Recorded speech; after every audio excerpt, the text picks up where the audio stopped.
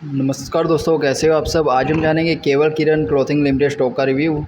आखिर आने वाले सालों में शेयर की वैल्यू कहाँ तक जा सकती है। दोस्तों, अगर हमें स्टॉक के आने वाले समय में वैल्यू को पता करना है तो भाई हमें इस चीज़ को समझना होगा। देखिए, स्टॉक को स्टेबल रहने के लिए जो 5 पिलर्स है वो काफ़ी इंपॉर्टेंट होते हैं। इस वीडियो में हम इन पांचों पिलर को चेक करेंगे भाई कितने पिलर स्ट्रॉन्ग है, कितने पिलर वीक है। फिर आपको खुद पता चल जाएगा भाई हमें कंपनी में निवेश करना चाहिए या नहीं। तो चलिए एक एक करके सारे पिलर को चेक करते हैं।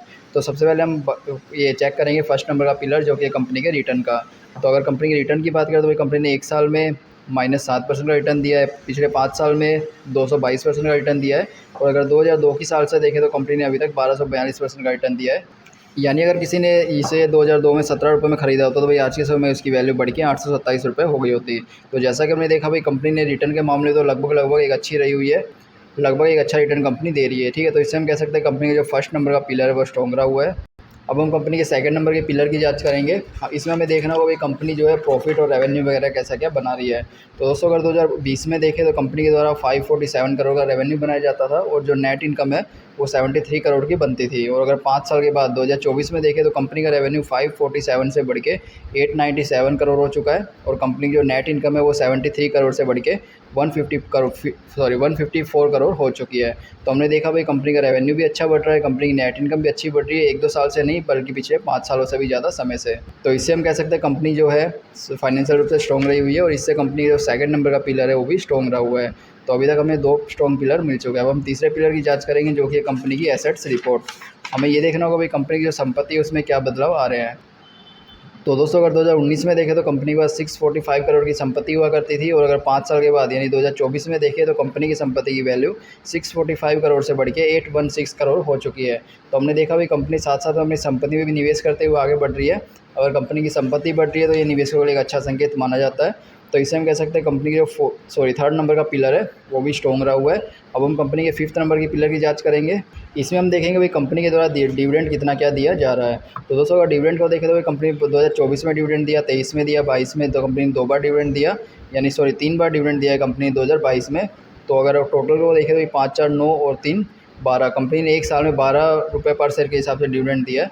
तो भाई अगर कंपनी इतना अच्छा डिविडेंड दे तो इससे हम कह सकते हैं कंपनी काफ़ी अच्छी प्रॉफिटेबल है और काफ़ी अच्छा प्रॉफिट बना रही है, ठीक है। तो इससे हम कह सकते हैं कंपनी जो फोर्थ नंबर का पिलर है वो भी स्ट्रॉन्ग रहा हुआ है।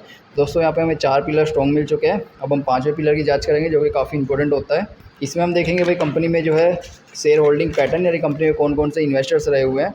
तो सबसे पहले आता है टोटल प्रमोटर होल्डिंग, यानी कंपनी के द्वारा की गई होल्डिंग। कंपनी ने अपने शेयर की 74.26% की होल्डिंग अपने पास रखी हुई है। और इस होल्डिंग में से कंपनी ने कोई भी शेयर को बैंक में गिरवी नहीं रखा। ये सारे के सारे शेयर कंपनी के पास रहे हुए हैं, जो कि एक अच्छा संकेत है। म्यूचुअल फंड के द्वारा कंपनी में 5.57% की होल्डिंग की गई है, एक अच्छा संकेत है। अदर डोमेस्टिक इंस्टीट्यूशन जो भारत के बड़े इन्वेस्टर हैं उनके द्वारा 1.35% की होल्डिंग की गई है, ये भी एक अच्छा संकेत है। और अगर विदेशी इन्वेस्टर देखें कंपनी में 2.80% रहे हुए हैं, एक अच्छा संकेत है। और रिटेल इन्वेस्टर कंपनी में 16.1% रहे हुए हैं, ये भी एक अच्छा संकेत है। तो दोस्तों, जैसा कि हमने देखा भाई कंपनी में जो है बड़ी इन्वेस्टर लगभग अच्छी मात्रा में रहे हुए हैं। जैसे भाई म्यूचुअल फंड हो गया, भारत के बड़े इन्वेस्टर रह गए।